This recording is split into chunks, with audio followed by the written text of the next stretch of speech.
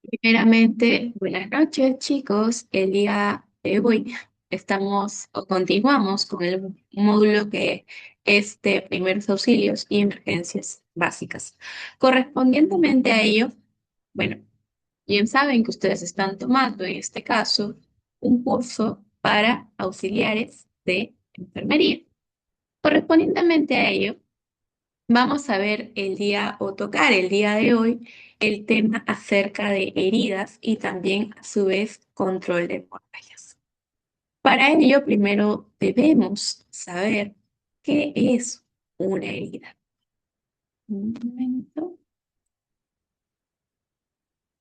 Buenas noches, Natalie. Bien. Chicos, sí se puede visualizar la PPT, ¿verdad? No hay ningún inconveniente.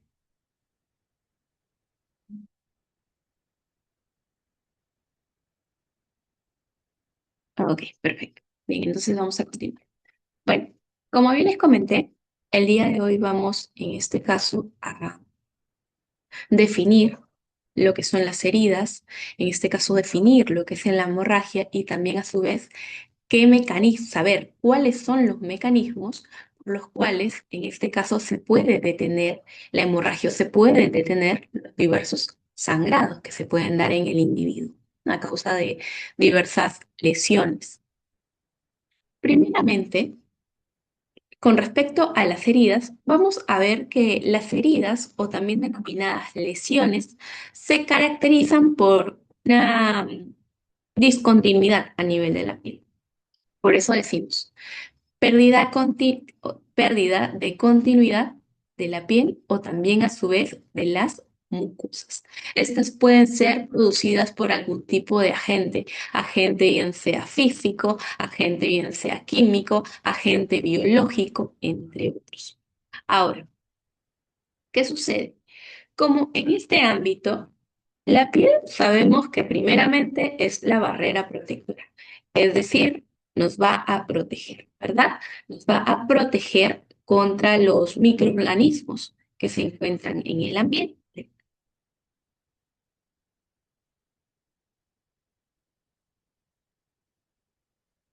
Ahora, ¿qué sucede en este ámbito? Que, por ejemplo, si hay una lesión, hay una herida, es decir, se va a perder la continuidad de la piel. Por ende, ya esta barrera no va a estar completamente cerrada, por decirlo así. Por ende, si la barrera se encuentra abierta, ¿qué va a pasar? Pueden ingresar diversos microorganismos y también a su vez estos pueden ocasionar diversas infecciones. Por eso decimos que permite, las lesiones en sí permiten la entrada de diversos gérmenes. Nuevamente reitero. Las heridas, o también denominadas lesiones actualmente, son las pérdidas de continuidad a nivel de la piel. Ahora, como se ha perdido la continuidad de la piel, como esta barrera protectora se ha abierto, pueden ingresar diversos microorganismos, microorganismos que a su vez pueden traer infecciones en la persona. Ahora, como hay una rotura, también a su vez vamos a decir una rotura en la piel misma, se pueden dar diversos sangrados, es decir, va a haber pérdida de sangre. Tenemos en este caso diversos tipos de heridas. Tenemos las heridas incisas, tendremos las heridas punzantes, tendremos las heridas tusas y también a su vez las heridas por abrasión rosadura. Un momento. Bien. Con respecto a ello, primeramente, vamos a decir que una herida incisa se va a dar por un corte limpio de un objeto afilado. Nuevamente, corte limpio de un objeto afilado. ¿Qué nos quiere decir en este caso? Que una herida incisa puede ser, por ejemplo, provocada por un arma blanca, que es básicamente puede ser provocada por un cuchillo, por ejemplo, así. Puede ser provocada por una lata, Es decir, va a ser un corte limpio, ¿verdad? Herida punzante. La herida punzante, como bien su nombre lo dice, en este caso es producida por punción. ¿Qué quiere decir? Que en este ámbito se va a encontrar un orificio de entrada pequeño, pero el recorrido de por sí puede ser interno, puede ser profundo.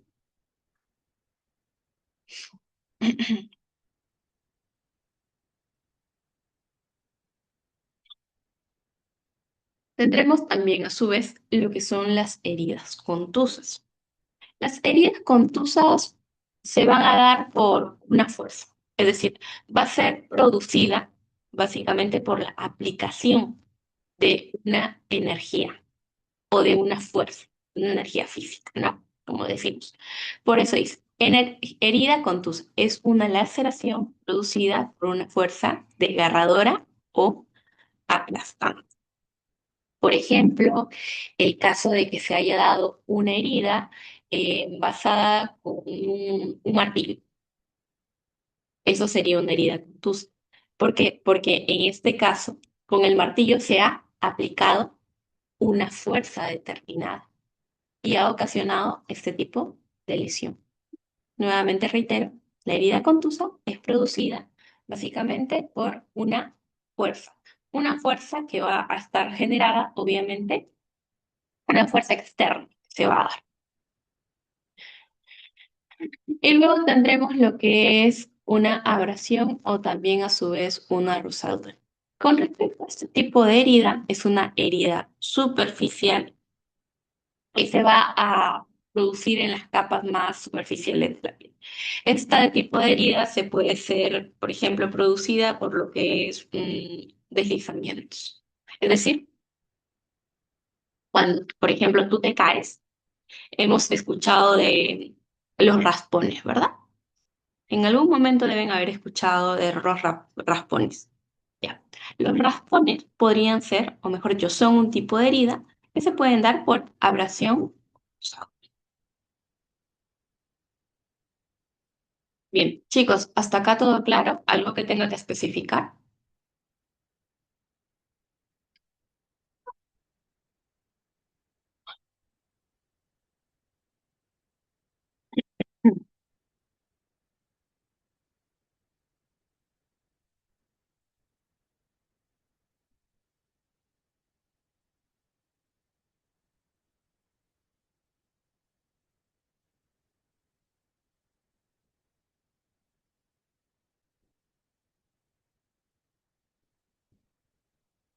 A ver, si hay algo que deba repetir, me comentan ahora para poder proseguir.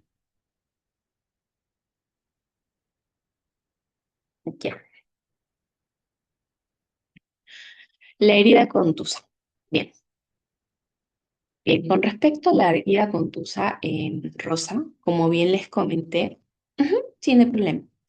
Como bien les comenté, en este ámbito se va a producir una discontinuidad a nivel de la piel, pero se va a dar producto de un golpe, se va a dar producto de una fuerza externa. Por eso nos dice, herida contusa es una laceración producida por una fuerza desgarradora o una fuerza aplastante. El ejemplo de que le hace, pongamos que en este ámbito una persona está clavando y justamente en este caso le cae lo que es un golpe del martillo a nivel de la mano y ocasiona una rotura de la piel, vamos a decir que es una herida contusa. ¿Por qué? Porque ha sido producida ¿por qué? Por una fuerza externa. Y en este ámbito se ha producido la rotura a nivel de la piel, ha sido la rotura de la piel, básicamente. A eso me refería con herida contusa. Abrasión o rosadura, bueno, como les decía, ¿no?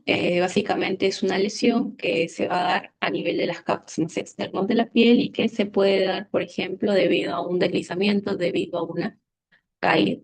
Cuando hemos sido chiquitos, ¿qué pasaba? Nosotros jugábamos, nos caíamos y nos hacíamos los famosos raspones, ¿verdad?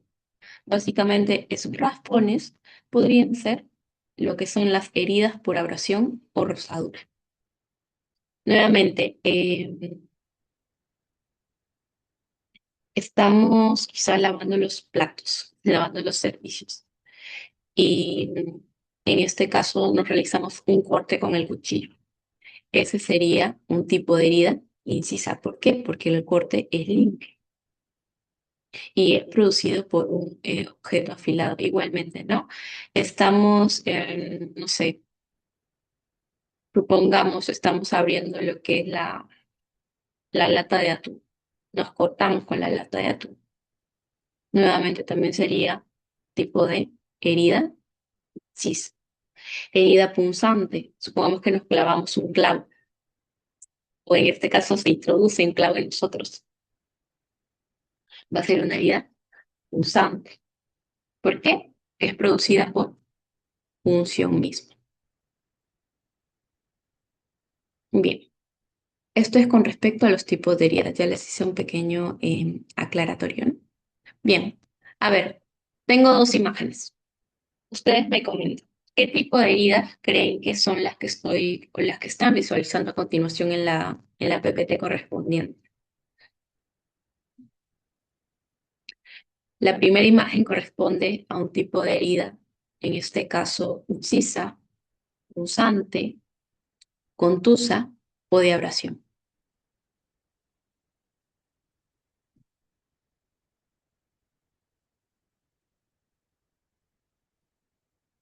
Visualicen bien su primer tipo de herida. Incisa, punzante, mm, por abrasión, vuelvan a la PPT. Incisa, le dije corte limpio. Punzante, producida por básicamente punción. Contusa, laceración por una fuerza aplastante o desgarradora. Abrasión o rosadura por deslizamientos. Vamos. Mm, ya. La primera imagen, ¿qué tipo de herida creen que sea? Y la segunda,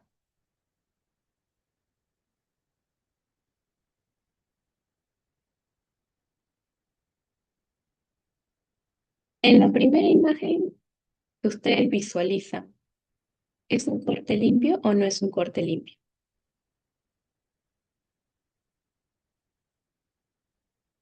Es un corte limpio, ¿verdad? Entonces sería contuso.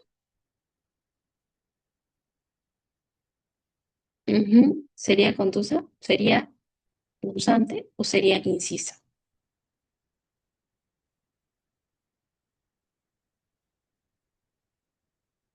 Ujú. Incisa. Y en la segunda, ¿qué tipo de herida creen que corresponda a esta? Miren, se ve como raspones.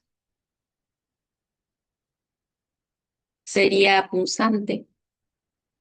¿Sería incisa? ¿Sería por rosadura o sería contusa?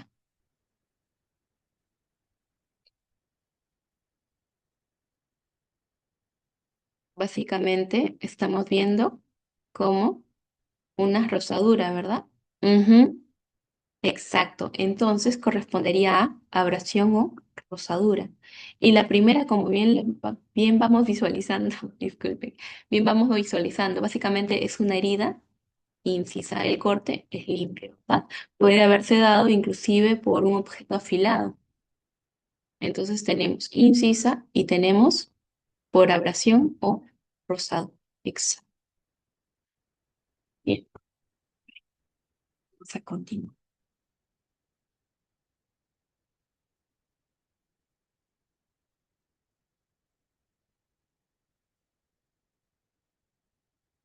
En este caso, tenemos tipos de heridas, por decirlo así.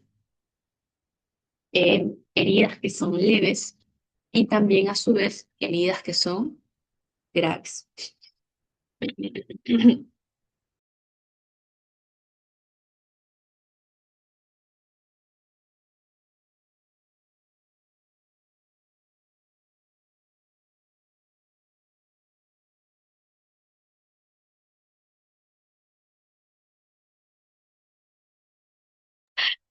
Estaba hablando con el micro apagado. Bien, en este caso, como les dije, tenemos heridas leves y heridas graves. Con respecto a las heridas leves, vamos a decir que van a ser lesiones que se van a dar y a nivel de la capa más superficial de la piel. Es decir, que va a afectar, en este caso, a la epidermis. Ahora, esta lesión, esta herida, se ha producido hace menos de 6 horas. Cuando hablamos de heridas graves, vamos a decir que en este caso se va a afectar capas más profundas de la piel. Pero no solamente va a afectar capas más profundas de la piel, sino también a su vez puede afectar órganos internos. Puede en este ámbito presentar inclusive lo que es un daño a nivel de los vasos sanguíneos y por ende se puede producir lo que es una hemorragia. Las heridas graves se localizan en lo que son las manos, en los ojos, la boca, la nariz, el tórax, entre otros. Suelen ser, en este caso, muy extensas y también, a su vez, se pueden haber producido inclusive hace más de 6 horas. Por lo tanto, hay un riesgo latente en este ámbito. Chicos, un minuto, voy a traerlo el cargador de mi laptop.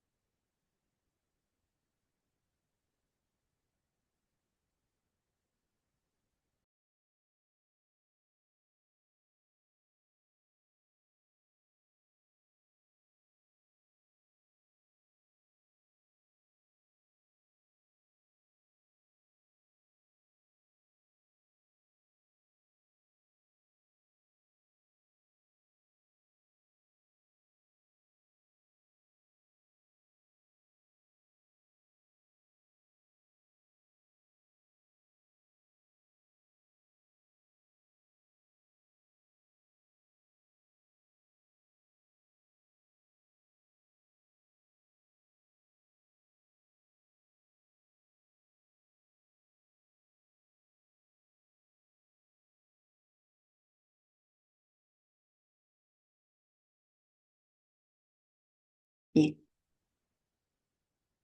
Nuevamente reitero, ¿no? Tenemos las heridas leves y también a su vez las heridas graves.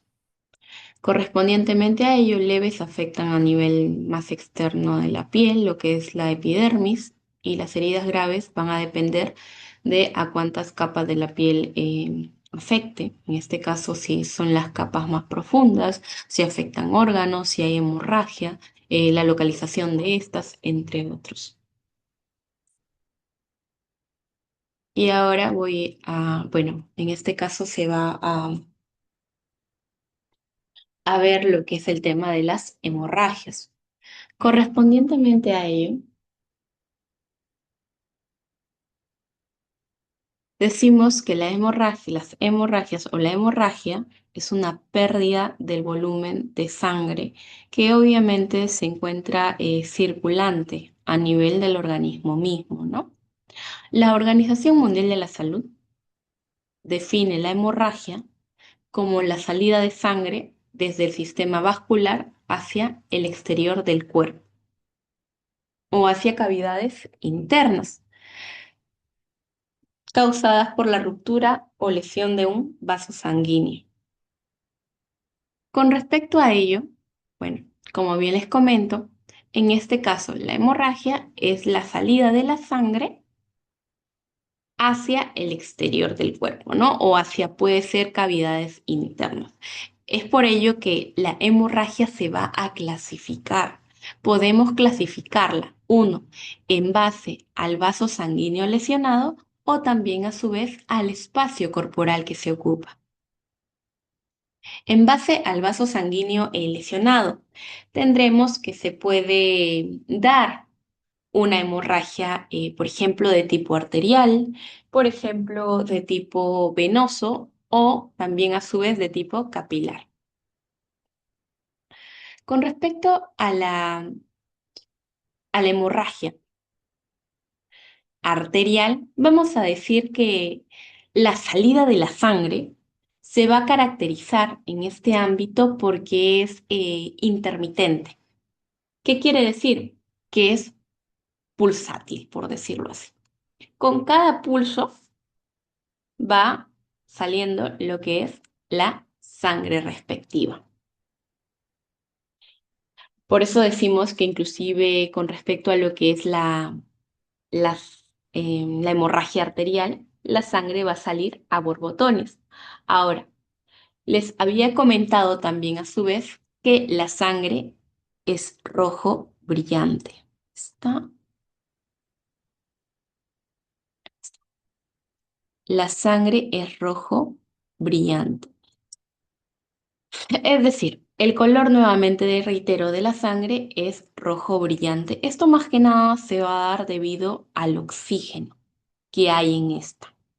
Recordemos que la sangre va desde el corazón a los diversos tejidos llevando oxígeno, ¿verdad? Luego, vale la pena recordar que tenemos la clasificación de la hemorragia de tipo venosa. Básicamente la sangre va a salir de una forma continua, pero también a su vez una de las características va a ser que es de color rojo oscuro. Y va a ser de color rojo oscuro más que nada debido a la presencia de dióxido de carbono. Correspondientemente a ello, tendremos lo que es el vaso sanguíneo lesionado, que es a nivel del capilar.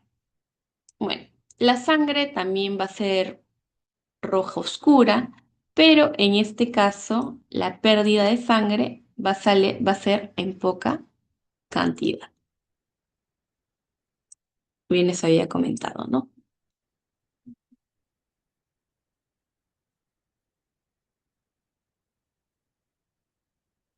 Según el vaso sanguíneo lesionado.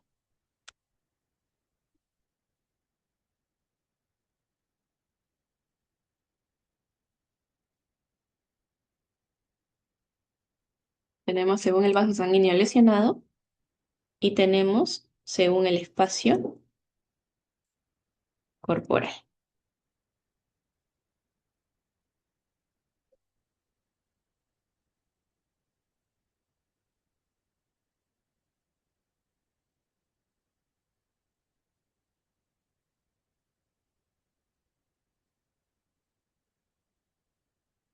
Recuerden, según el vaso sanguíneo lesionado, tenemos a nivel arterial, a nivel venoso y a nivel capilar. Arterial, salida intermitente, que se da a tipo de borbotones o también puede ser pulsátil y el color es rojo brillante.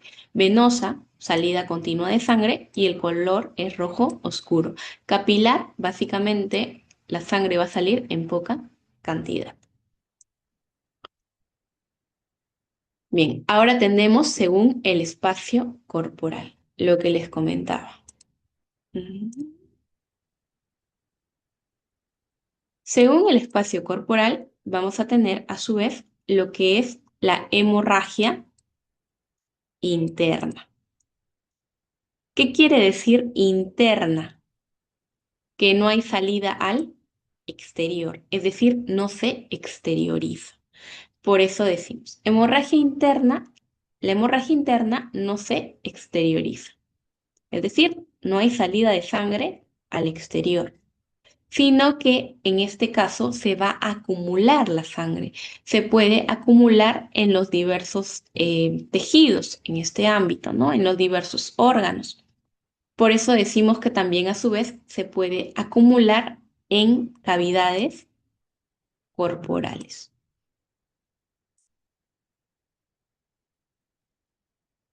En este caso, vemos que hay sangre a nivel de los pulmones. Nuevamente reitero, en este caso sería una hemorragia de tipo interno. ¿Por qué? Porque no ha salido al exterior.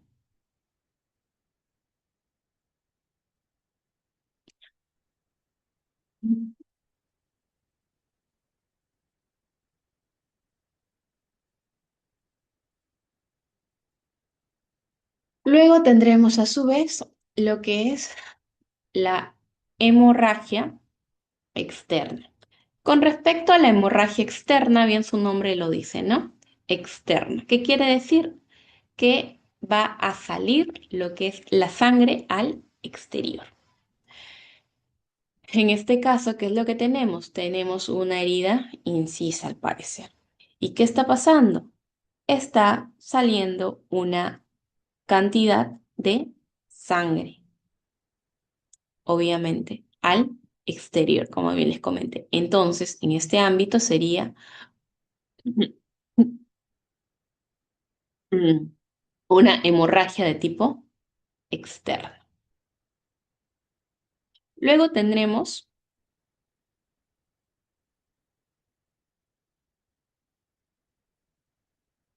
hemorragias exteriorizadas.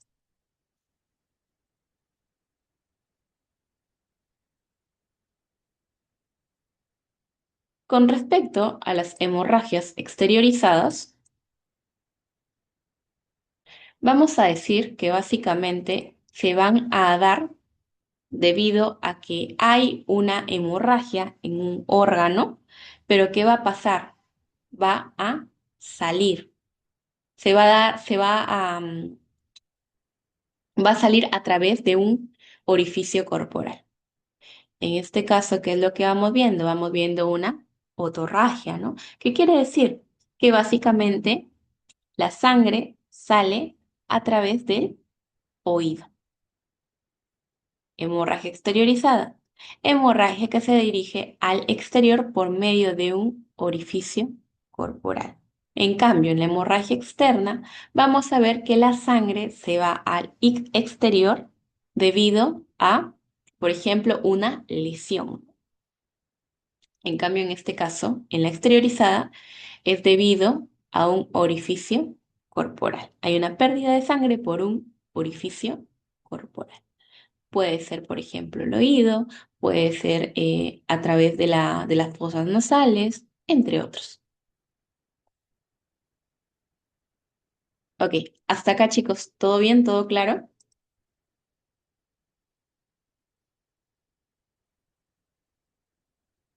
Está entendible, ¿verdad?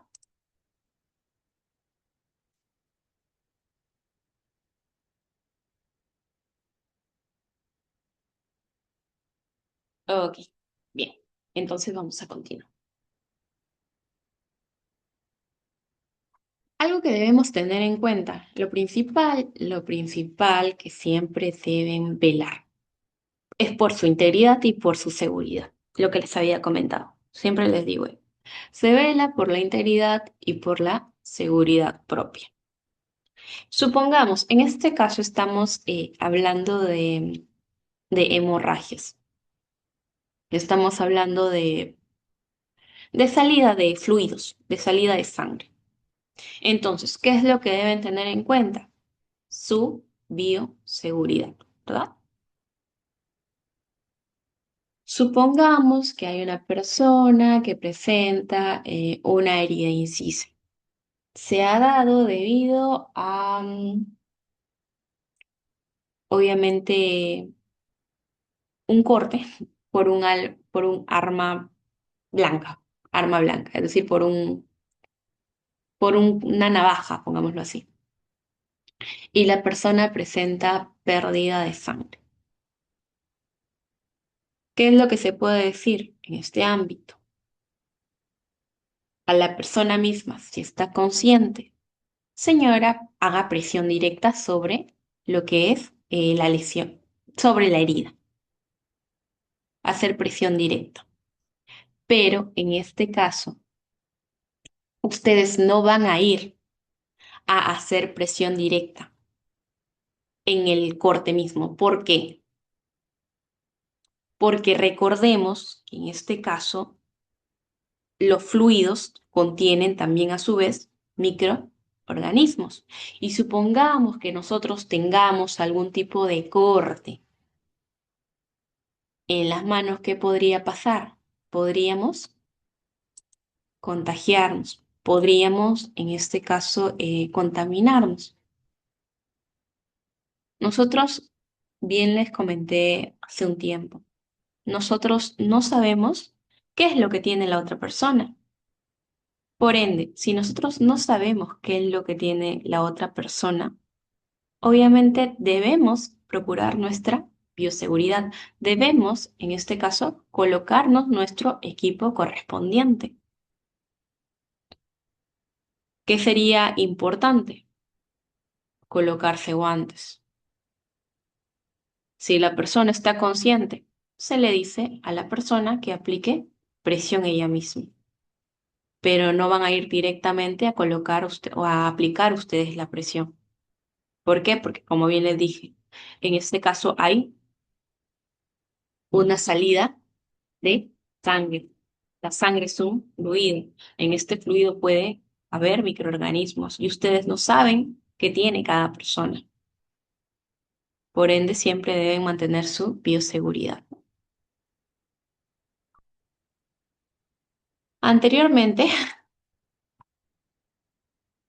ujú, anteriormente se decía que cuando existía una hemorragia, la persona, o mejor dicho, se debía elevar lo que es el miembro afectado para disminuir la sangre que iba hacia ese tejido y por ende disminuir, disculpen, la cantidad de sangre que salía. Actualmente se ha corroborado de que eso no es verdad.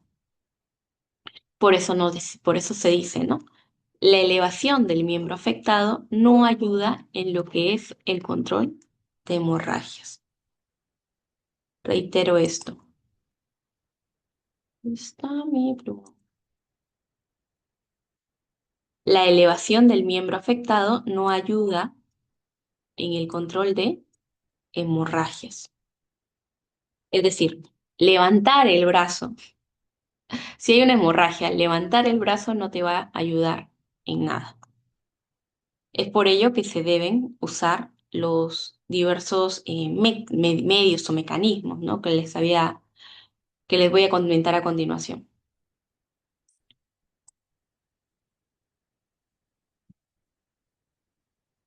A ver, lo primero que siempre hay que hacer es la revisión primaria. En este caso, se va a identificar la hemorragia de gran magnitud en vasos de gran calibre. Ejemplo, una hemorragia de tipo arterial, ¿no? En este caso, obviamente, la arteria contiene mayor presión y por ende va a salir mayor cantidad de sangre en este caso. Se debe también a su vez valorar lo que es la respiración, lo que es la circulación. Es decir, la respiración se va a tener que valorar si la persona presenta taquipnea, si la persona presenta apnea. En la circulación se va a cuantificar lo que es el pulso, se va a verificar el llenado capilar, se van a ver las características de la piel. ¿Por qué? Porque esto básicamente también a su vez nos va a permitir identificar cuánta sangre la persona ha perdido. Y esto lo vamos a ir viendo posteriormente. Bueno, evaluación funcional cerebral. En este caso tienes que aplicar tu Glasgow o tu APTI. Alerta verbal, dolor e inconsciencia. A su vez, se va a deber visualizar lo que son las pupilas, ¿no?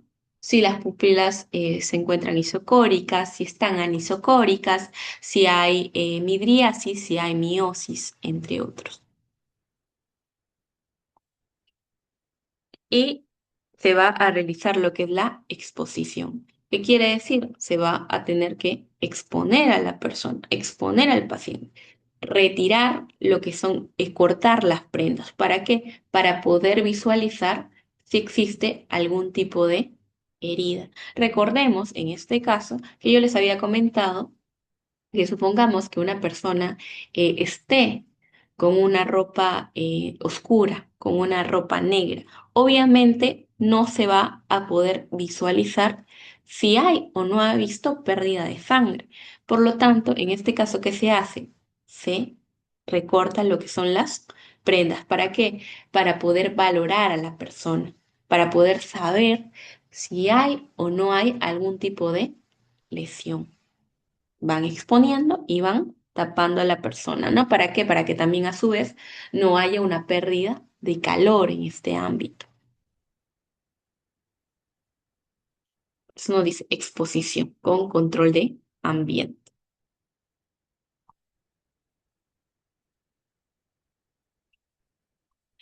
Algo que deben tener en cuenta. El control efectivo de la hemorragia es previo a la reposición con líquidos. ¿Qué quiere decir en este caso?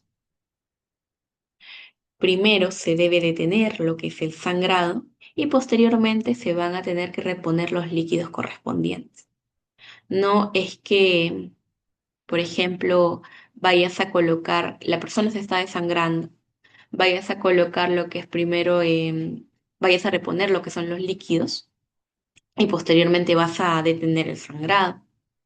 En este caso, como bien les comento, ¿no? Primero se detiene lo que es la hemorragia y posteriormente ya se administrarán los líquidos correspondientes. Obviamente todo esto se va a ver acorde a la cantidad de sangre que ha perdido el individuo, ¿no? Supongamos de que ha visto un asalto nuevamente y le han clavado o han incrustado lo que es un cuchillo a nivel del muslo del individuo, de la cara lateral externa del muslo. El cuchillo incrustado se deja en su sitio. No se debe extraer el cuerpo extraño incrustado. ¿Por qué? Porque al extraer, ¿qué puede pasar?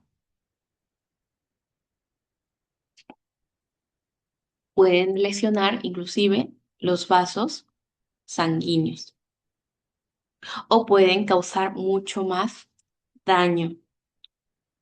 Es por ello que no se debe extraer un cuerpo extraño incrustado.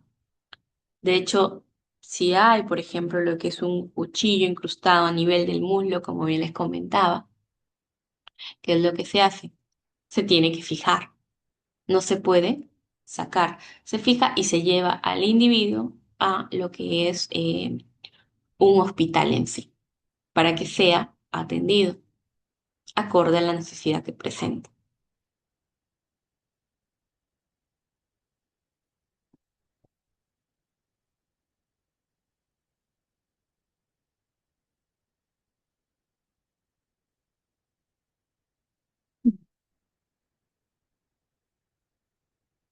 Con respecto al sangrado mismo, hay diversas técnicas de...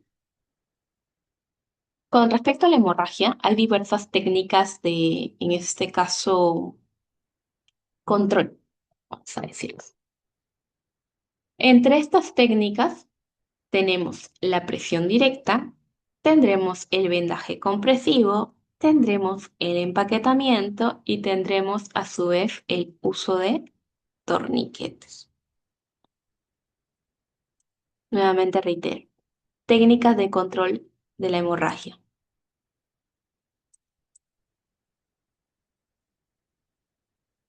Técnicas de control de la hemorragia. Uno, presión directa. Vendaje compresivo. Posteriormente se va al empaquetamiento y como último recurso se usa el torniquete. Nuevamente, ¿qué dije? El torniquete se usa como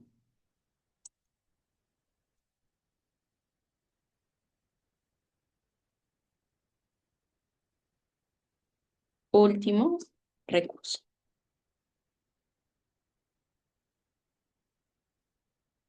Y obviamente se va a usar ¿para qué? Para detener lo que es el sangrado mismo.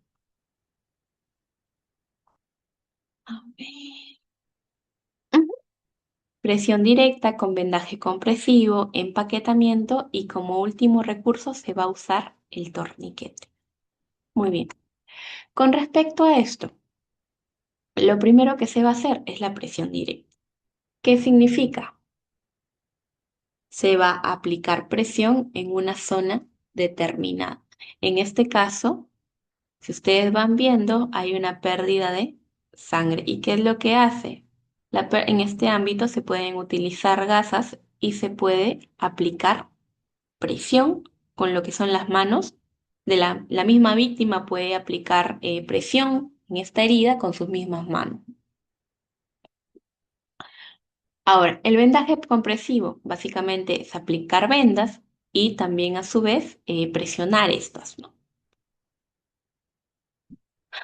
Empaquetamiento. En el empaquetamiento se van a ir introduciendo lo que es gasas, por decirlo así, a nivel de lo que es la herida misma. Y por último, el uso del torniquete. Se va a colocar un torniquete, se va a hacer uso de un dispositivo que se llama torniquete y que va a servir para detener lo que es el sangrado, ¿no?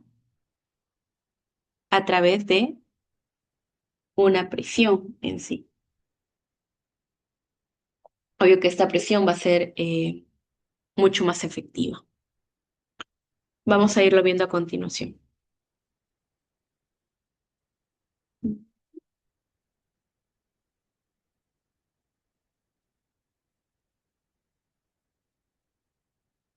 Bien, como les decía, presión directa, presión manual directa.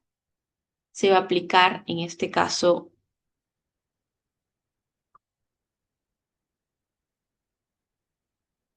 se va a aplicar un apósito, se puede aplicar una gasa estéril o una tela limpia. Y lo que se va a hacer es aplicar presión, presión sobre la herida misma. Vendaje compresivo. Si en este caso el sangrado no se detiene aplicando presión, que es lo que se va a hacer, se va en este ámbito a colocar lo que es vendas y por ende se va a comprimir, realizar una mayor presión. Por eso decimos, si la hemorragia se controla, puedes retirar tus manos y realizar un vendaje compresivo. Ojo, si es que la hemorragia se ha controlado. Y lo que se va a hacer en este caso es colocar la venda correspondiente. Y si la presión directa o el vendaje compresivo no logran controlar el sangrado, ¿qué es lo que hacemos? En este caso, recordemos que también a su vez teníamos como tercer paso el empaquetamiento. Pero si el empaquetamiento no sirve, lo que se va a aplicar es el torniquete. Algo que deben tener en cuenta con respecto al torniquete es que, por ejemplo, se puede usar cuando hay una amputación de algún miembro, es decir, miembro superior, miembro inferior. En este ámbito se va a utilizar lo que es el torniquete, es decir, se va a utilizar en lo que son las extremidades. Ojo, el torniquete no lo pueden utilizar a nivel abdominal, sino que va a ser utilizado a nivel de lo que es las extremidades.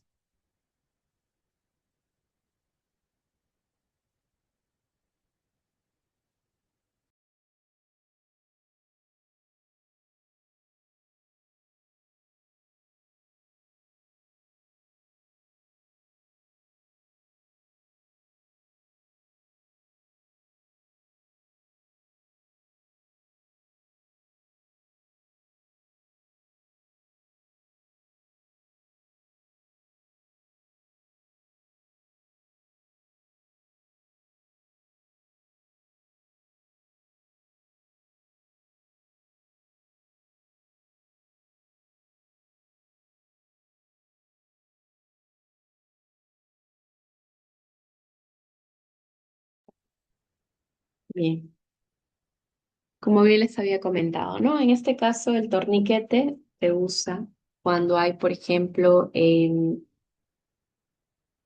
una amputación, en este caso de alguna extremidad, de algún tipo de miembro, por decirlo así, ¿no? Miembro superior, miembro inferior. En este caso, el torniquete se usa, como bien les dije, como último recurso. ¿Qué quiere decir? Que la presión directa no ha cesado lo que es el sangrado, que el vendaje compresivo, la presión directa con vendaje compresivo tampoco han permitido cesar lo que es el sangrado, que el empaquetamiento básicamente tampoco ha servido. En base a ello se usa lo que es un torniquete cuando hay una falla en el control de la hemorragia por los medios convencionales, ¿no? Con respecto a esto, también debemos saber que se puede controlar cuando, en este caso, hay múltiples focos. Supongamos que, disculpen,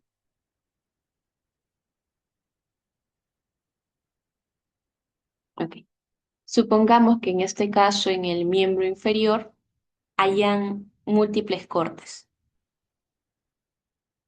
¿Qué es lo que se puede hacer? También a su vez se puede aplicar lo que es un torniquete.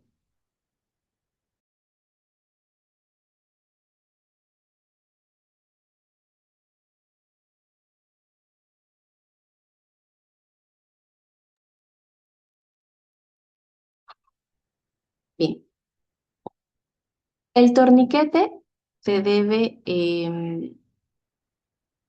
mantener siempre visible. ¿Para qué? Para que nosotros podamos observar, uno, el tiempo que ha transcurrido, en este caso, si por ejemplo se está o no se está viendo sangrado, entre otros. Recordemos nuevamente que les comenté que el torniquete solo se usa para hemorragias localizadas en extremidades, miembros superiores, miembros inferiores.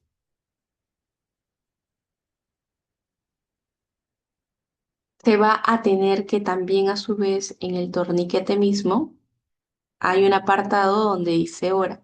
Se tiene que colocar lo que es la hora correspondiente en la que se ha realizado esta o se ha aplicado el torniquete mismo. Antes se decía de que el torniquete en sí debía desajustarse. Actualmente no. ¿Por qué? Porque se dice que si se desajusta el torniquete, básicamente se puede producir un sangrado mucho mayor, que después, posteriormente, va a ser mucho más difícil de parar. ¿Sí? Por eso se dice, uno, anote e informe la hora en la que fue colocado el torniquete mismo. Se pone la hora, pero en ningún momento se va a soltar el torniquete. Pasan 120 minutos, pasan 150 minutos, está perfecto. El torniquete debe seguir ajustado, no se debe desajustar en ningún momento. El torniquete te puede durar 2 horas, te puede durar 4 horas, te puede durar 6 horas. Con 2 horas, básicamente, vamos a decir que se puede producir un daño al músculo. Con 4 horas se puede producir lo que es inclusive un daño a los nervios. Con 6 horas se puede producir un daño a nivel del miembro afectado, todo el miembro afectado, y por ende puede producirse una amputación. Pero en ningún momento se desafloja el torniquete. Nuevamente reitero eso, ¿sí? Usualmente las personas, o mejor dicho, usualmente, o ¿cómo decirlo? El torniquete es seguro de los 120 a los 150 minutos. Pero de todas formas, si pasan los 150 minutos, no se debe desajustar. Chicos, ¿me dejo entender? Vuelvo a reiterar, vuelvo a hacer un hincapié en ello. Ustedes me comentan.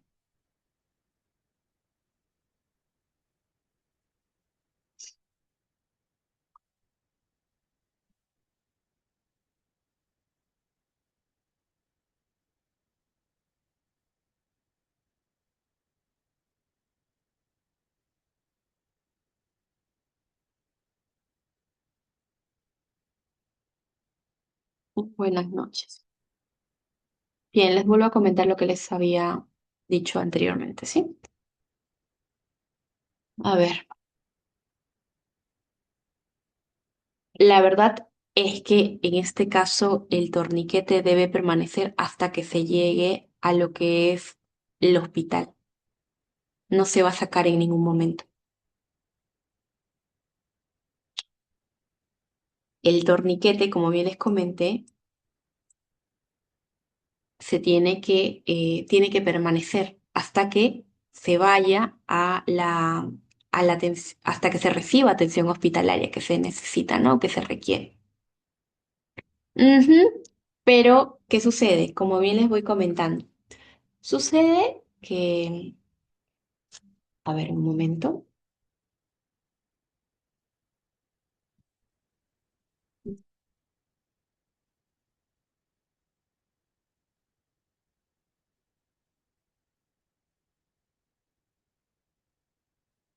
ya. Como les había comentado,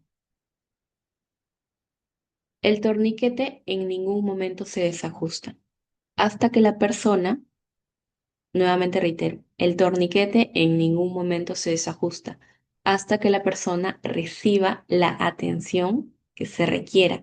Y esta atención la va a recibir en un establecimiento hospitalario, en un hospital. Así que, supongamos, pasasen 6 horas, pasasen 8 horas, no se desajusta el torniquete. El torniquete debe estar ajustado. Eso lo vamos a ir viendo posteriormente. Pero en este caso, como bien les comenté, pasen 6 horas, pasen 8 horas, el torniquete no se desajusta hasta que la persona reciba la atención hospitalaria que se requiere. En las 2 horas, obviamente se va a producir un daño, como bien les comenté, a nivel de los músculos mismos. A las 4 horas se va a producir un daño a nivel de los nervios. A las 6 horas, inclusive, puede producirse un daño a nivel general y por ende esto podría llevar a lo que es una amputación en sí. Pero recordemos qué cosa, que lo que se quiere es salvar la vida de la persona. Y obviamente el torniquete es el recurso en el cual se va a permitir detener, nuevamente reitero, el sangrado respectivo. Es por ello que siempre se debe estar pendiente también a su vez de la hora. El torniquete de forma segura nos va a durar de 120 a 150 minutos.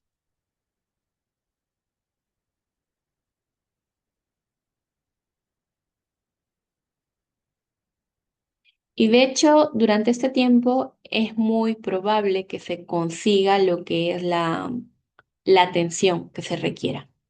Sin embargo, si durante este tiempo no se consigue la atención que se requiere, se tiene que esperar, ¿no? Como bien les comenté, las horas que sean necesarias.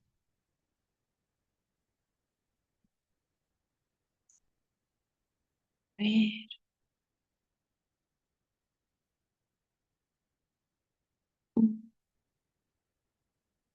Con respecto a lo que es el torniquete mismo, vamos a tener en cuenta lo siguiente. Uno, que se puede, en este caso, improvisar un torniquete si en caso no se pudiera. Sin embargo, no es la mejor opción. La mejor opción es tener un torniquete homologado. Básicamente,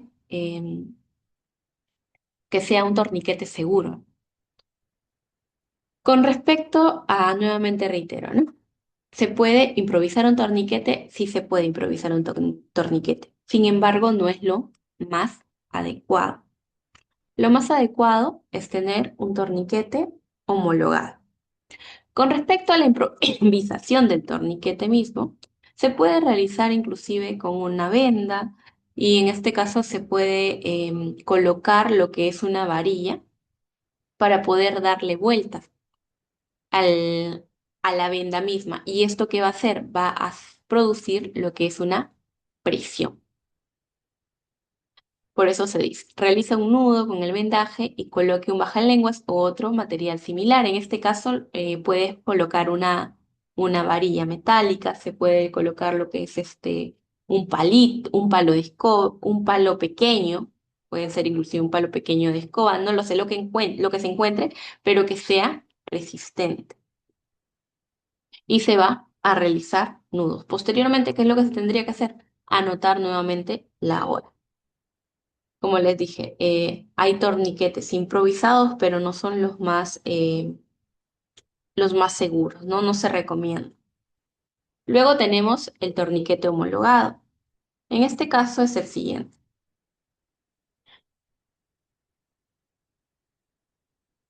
Un torniquete CAT.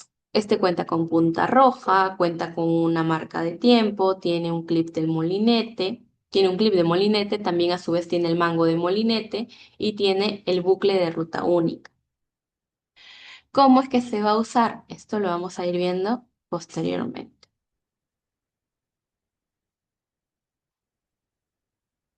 Para lo que es la hemorragia externa, se va a deber tener en cuenta algo, ¿sí?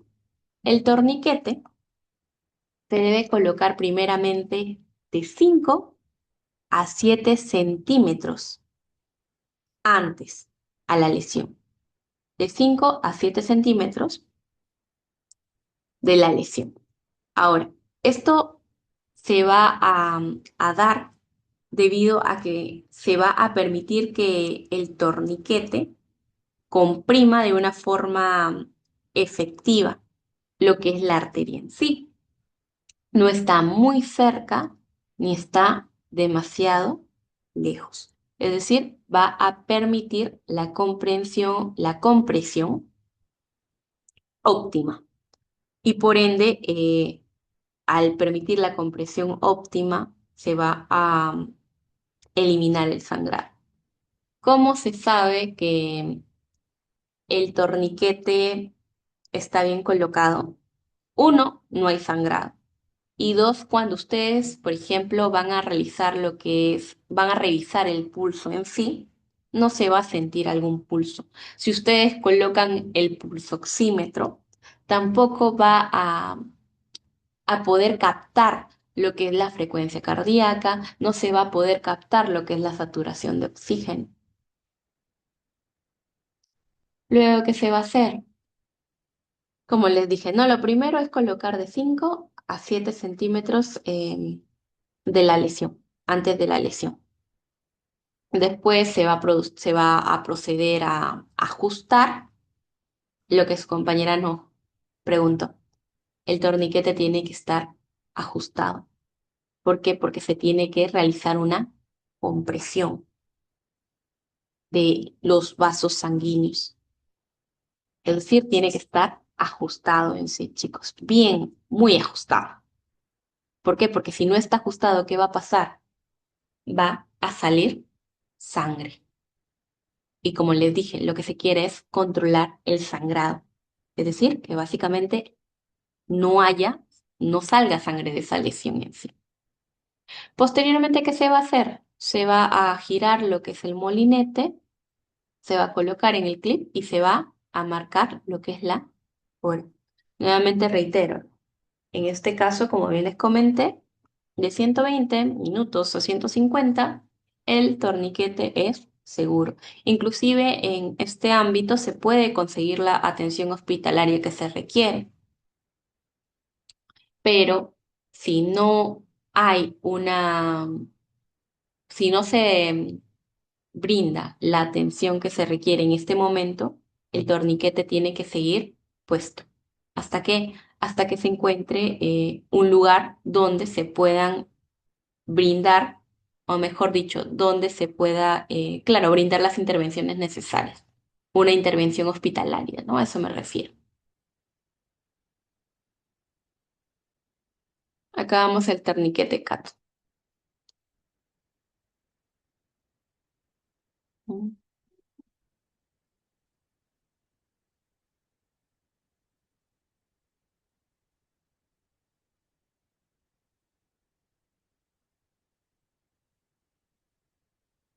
Un momento, voy a probar el video.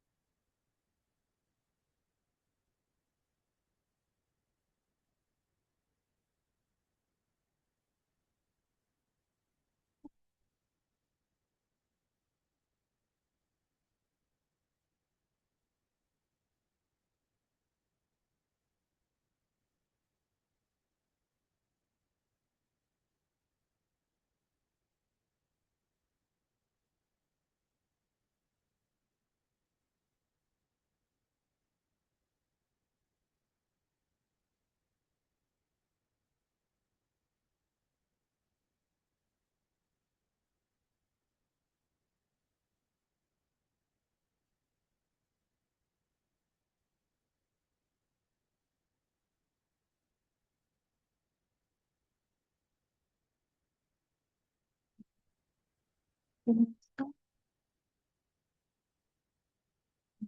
Y compartir, compartir. Pues,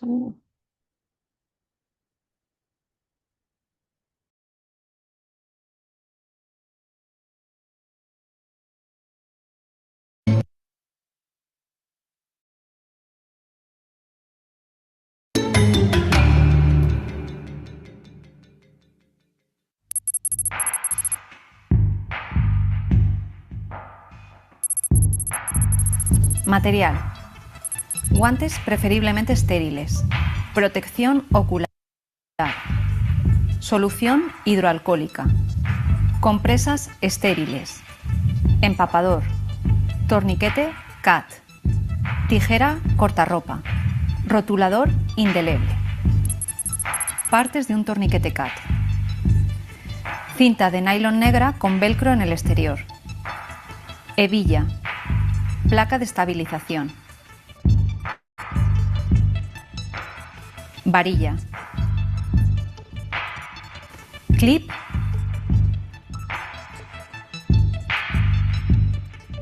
cinta para anotar hora.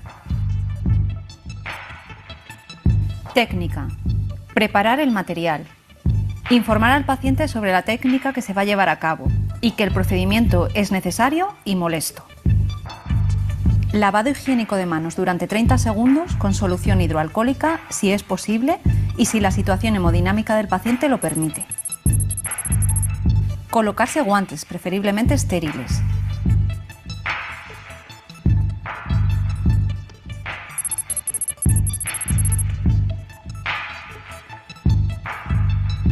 Colocarse la protección ocular. Colocar un empapador debajo del miembro que está sangrando. Retirar la ropa empleando tijera cortarropa si fuera necesario, para exponer la lesión si es posible. Si no, se colocará el torniquete sobre la ropa. Identificar el punto de sangrado y comprimir sobre él con compresas estériles. Si el paciente puede colaborar, continuará la compresión él mismo. Y si estamos acompañados, continuará la compresión otra persona. Localizar el punto de colocación del torniquete sobre la piel a unos 5 o 10 centímetros por encima de la herida sangrante, evitando las articulaciones. Colocar en ese punto la cinta del torniquete y meterla por la hebilla si no se había hecho previamente.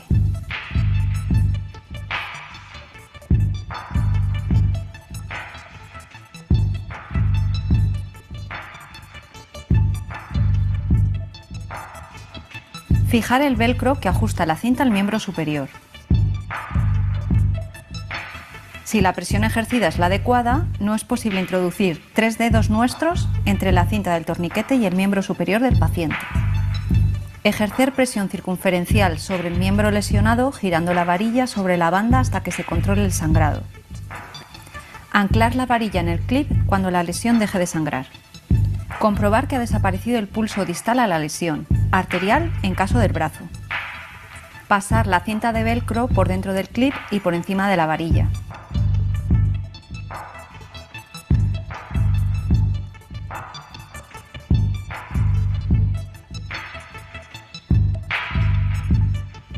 Asegurar el cierre del torniquete con la cinta de la hora.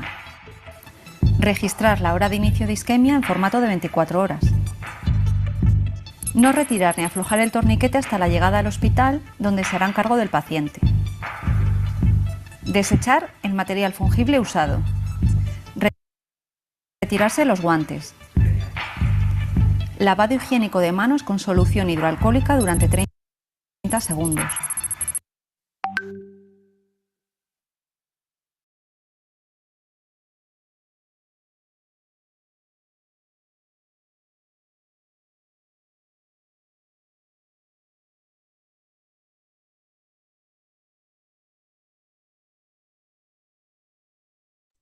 Bueno, esa es la forma de colocación del torniquete. Como bien como había comentado, también a su vez se puede realizar lo que es una improvisación del torniquete, lo cual no es tan óptimo. Preferible que sea un torniquete homologado, un torniquete CATS. Bien, les voy a colocar de todas formas el video para que puedan visualizar cómo inclusive se puede improvisar un torniquete.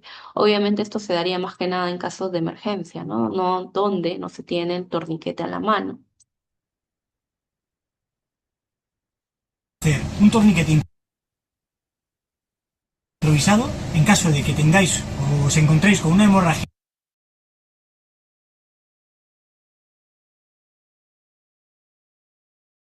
externa grave, no dispongáis de un torniquete homologado y la hemorragia sea incontrolable con la presión directa. Vale, pues lo primero que necesitaremos será una banda de aproximadamente 10 centímetros, es decir, mejor gruesa que fina. El que sea fina podría provocarnos daños en el momento de hacer presión.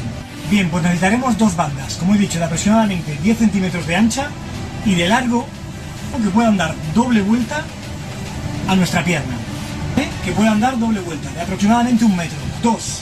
Si ocurre en casa, vamos a necesitar una vara de metal, un cuchillo, algo fuerte y contundente que pueda ejercer presión de molinete. Si estamos fuera en la calle, en una ruta, un palo, pero que sea consistente, no un palo que podamos romper con facilidad. Esto no serviría.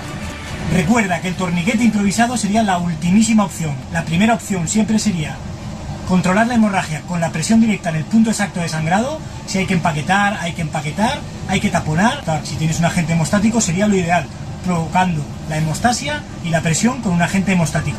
Pero en caso de no tener absolutamente nada y no disponer absolutamente de nada más que de este material casero, vamos a ver cómo hacer el mejor torniquete improvisado. Pero señalar que todo el mundo debería de tener un torniquete homologado, porque esto que vamos a hacer ahora no es fiable ni mucho menos al 50 al 60%. Sin embargo, el torniquete homologado está hecho para no fallar. Si la hemorragia es en pierna o en brazo, colocarla directamente como personal Lego, directamente en la parte más alejada de la extremidad.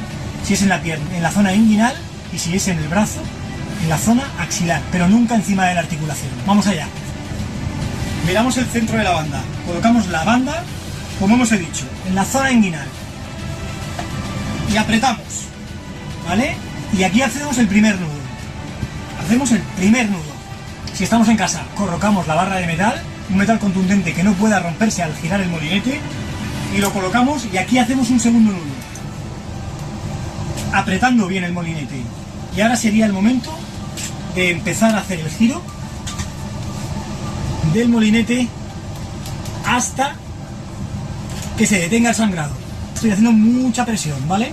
Pero aquí deberíamos de empezar a detener el sangrado. Apretamos hasta que hayamos detenido el sangrado. Una vez hayamos detenido el sangrado, sin soltar el palo, lo que vamos a hacer es darle un giro al palo para dejarlo fijo y lo pasaremos por debajo de nuestras piernas para aquí hacer un nudo lateral Doble nudo, siempre un doble nudo, de manera que el palo va a quedar frenado. Quedaría de esta manera. Ahora esto habría que estar vigilándolo continuamente. ¿Tenemos un torniquete improvisado? Sí, pero no tenemos un torniquete fiable. Por lo tanto, hay que estar vigilándolo continuamente, porque podría producirse un resangrado en cualquier momento. Ahora ya sería el momento de colocar directamente la hora de aplicación, en este caso las 21:50, colocamos la hora de aplicación y urgentemente traslado al hospital sin aflojar el torniquete en ningún momento. Una banda fina no va a ejercer la presión necesaria para ocluir el flujo arterial. Por tanto, necesitaremos bandas más anchas, porque la banda estrecha, la banda fina, lo que puede producir lesiones arteriales y daños en los nervios más superficiales. Hemorragia arterial, una hemorragia incontrolable que con la presión directa puede ocurrir en cualquier momento. Todavía no somos conscientes de que esto ocurre y puede ocurrirnos. Por eso lo ideal siempre es llevar con vosotros en vuestro botiquín, en vuestra casa, un torniquete homologado que está fabricado para no fallar. Esto, dentro de que podría salvarte la vida, sigue siendo una chapuza. Está demostrado que la mayoría de los torniquetes improvisados están mal aplicados. Por eso el porcentaje de fracaso en torniquetes improvisados es tan alto. Bien, como les había comentado, ¿no, chicos? En este ámbito se puede improvisar lo que es... Sí, ok. Como les había comentado, en este caso se puede improvisar el torniquete si se puede en situaciones de emergencia, pero obviamente no es lo correcto o no es lo óptimo.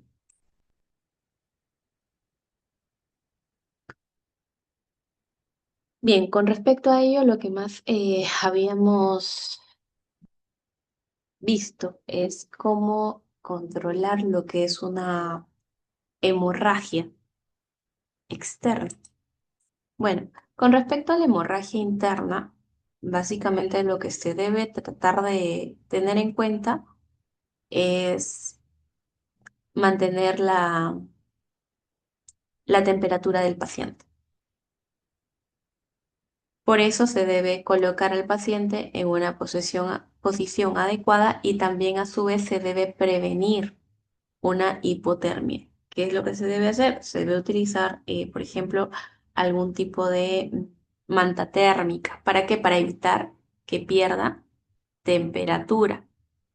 Posteriormente se debe realizar la revisión secundaria correspondiente. Se debe llevar a, obviamente, un hospital en sí. Se tiene que prevenir que el paciente se aspire el mismo con algún tipo de fluido y se debe tratar de tranquilizar a la víctima. Ahora, vamos viendo que debido a lo que es una hemorragia, te puede producir un shock. Primeramente, el shock es una situación en la cual el aporte de oxígeno a nivel celular va a resultar inadecuado, ¿no? Y esto obviamente no va a satisfacer las demandas metabólicas del organismo mismo. Con respecto al shock hipovolémico, se va a producir más que nada cuando hay una disminución del volumen sanguíneo. Esto obviamente a causa de sangrado. ¿Cómo sabemos que un paciente ha entrado en shock? Vamos a saberlo debido a esta tabla, básicamente. Uno, primero tenemos que, por ejemplo, cuando la persona ha perdido sangre en una cantidad menor a 750 mililitros, va a presentar una frecuencia cardíaca menor de 100. En este caso, la frecuencia respiratoria se va a encontrar en normal, la presión arterial se va a encontrar normal, el llenado capilar va a ser normal y la persona va a estar consciente básicamente, ¿no? O puede encontrarse un poco ansioso. Si la persona pierde, pongámoslo, de 750 a 1500 mililitros de sangre, la frecuencia cardíaca va a estar aumentada, es decir, puede presentarse una taquicardia. Correspondientemente a ello, la frecuencia respiratoria también se va a encontrar aumentada. En este caso, la persona va a presentar taquipnea. La presión arterial se encuentra normal, el llenado capilar sí va a ser un poco más lento. Y con respecto a la conciencia, la persona puede presentarse un poco ansiosa, puede presentarse irritable, puede presentarse hostil, entre otros. Si la persona ha perdido entre 1,5 litros a 2 litros de sangre, va a encontrarse nuevamente taquicárdica, taquipneica, va a encontrarse la presión, en este caso disminuida, el llenado capilar va a ser más lento y puede sentirse ansioso y confundido. Cuando en este caso la persona ha perdido más de 2 litros de sangre, vamos a decir que igualmente, ¿no? Está taquicárdica, taquipneica, la presión arterial ya se encuentra muy disminuida, la persona puede estar hipotensa, el llenado capilar va a ser muy lento, o inclusive el llenado capilar puede ser ausente y la persona se muestra confusa o no responde ante un estímulo determinado. Y esto es más que nada con respecto a lo que vamos viendo, chicos, de las hemorragias y el control de hemorragias.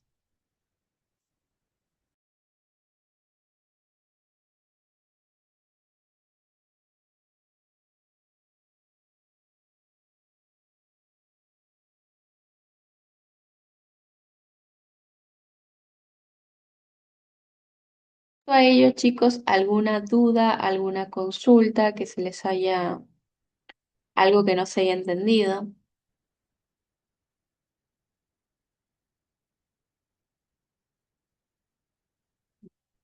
Estoy compartiendo.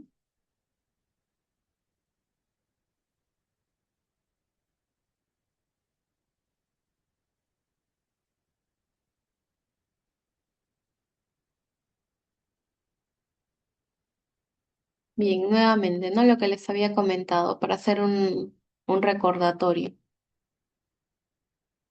Para, en este caso, detener un sangrado se usan diversos medios, diversos mecanismos. Uno, lo que es,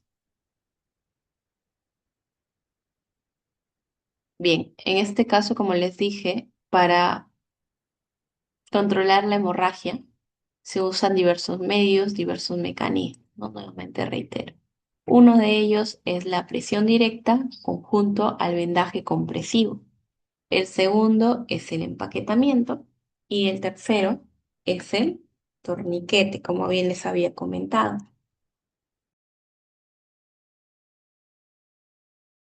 Pero recordar que les había dicho también a su vez que el torniquete era el último recurso.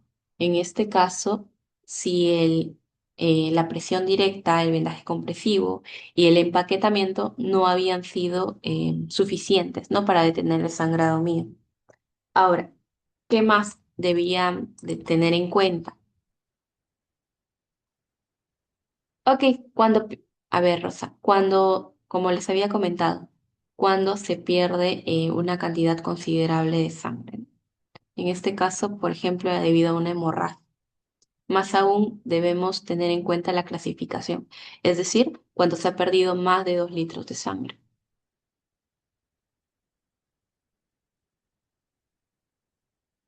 Bien, a ver, ¿qué más les decía que debían tener en cuenta con respecto a ello? Mm, Espero, Rosa, haber aclarado tu duda.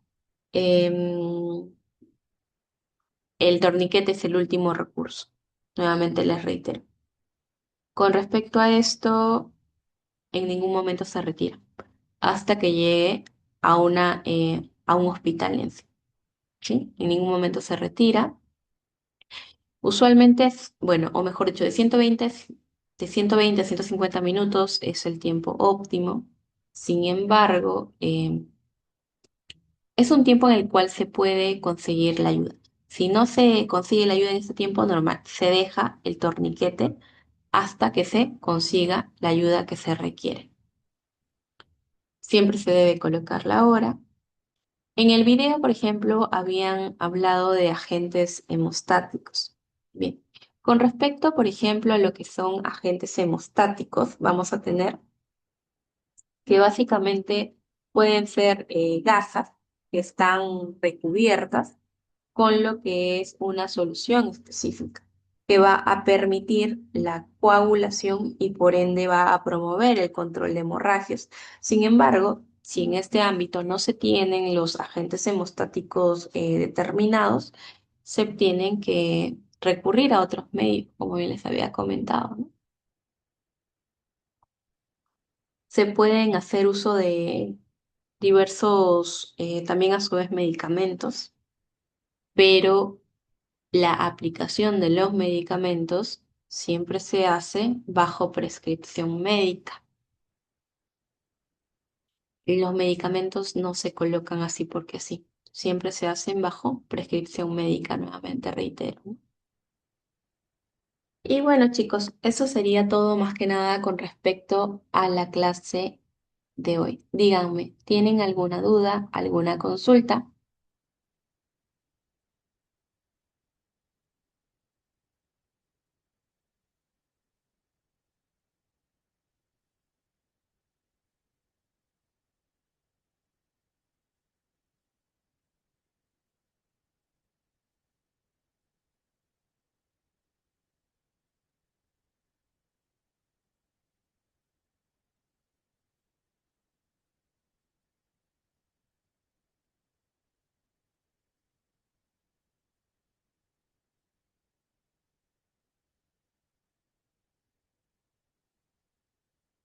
Bien, entonces, si no hay dudas y no hay consultas, chicos,